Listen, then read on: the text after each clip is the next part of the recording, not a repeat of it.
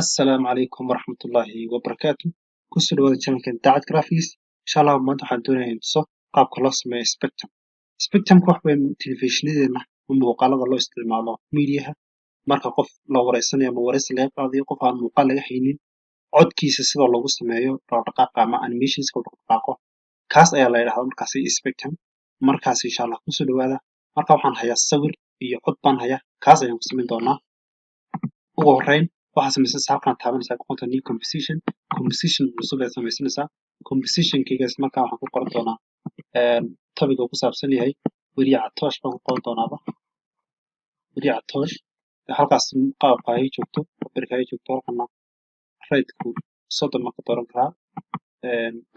xaggana hay joogto 30 second kalarka marka hay joogo markaas iyo waxba kama tali okay baan oranaya imika waxaan sameeyey competition weriye catoosh la yidhahdo sameeyey marka competitionka waxaan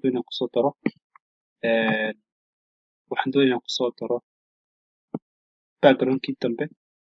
doonayaan soo saaro sawirkii iyo codkii iyo wixii aan kusoo daran rabaa marka codkii halkan uu yaalaa waan soo qaadayaa waa kan halkaasaan dhigi doonaa waa catoosh bay qoran waa mp3 waxa kale aan soo qaadi doonaa sawirkii aan doonayaa soo dhigo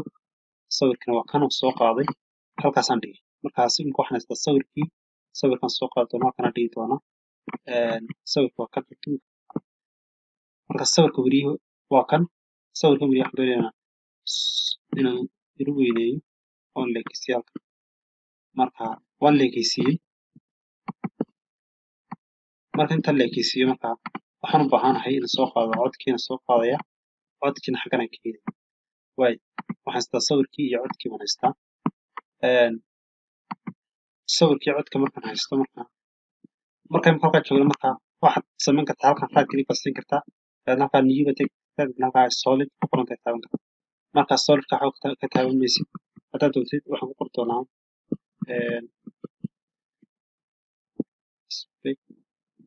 intaas ku qori doonaa magacaa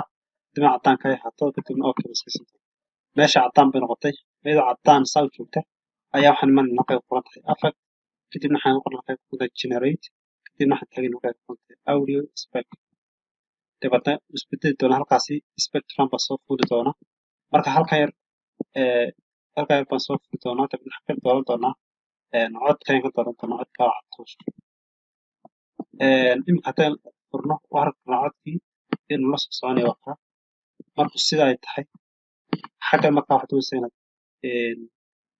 inaad boqol ka dhigto halkaas waa inaad boqol ka dhigto waa inaad boqol ka dhigto kaa waxay mi maximum heightka isagana 4,000 طبعا eegna macaan kusoo baxo waa aad u dheerdheerayso ma waayo hoos baan soo soconaynaa xaggan waxaan doonayaa inaan thicknesska inaan ka yar waaweyneeyo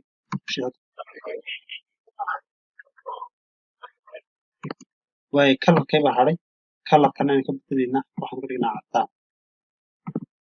mar kale ayaan imanaya haddana kanka hoosena waan ka bedelaya inside colorka iyo outside color bay kala yihiin waa kaa aynu furno bilowna haddaba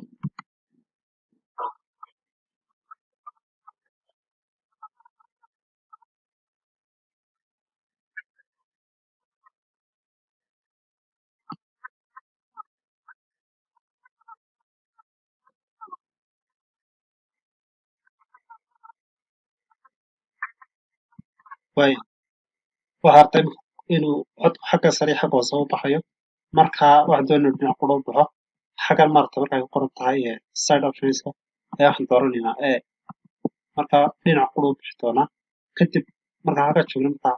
hoos baynu soo dejinaa halkaasaynu keenaynaa aynu halkan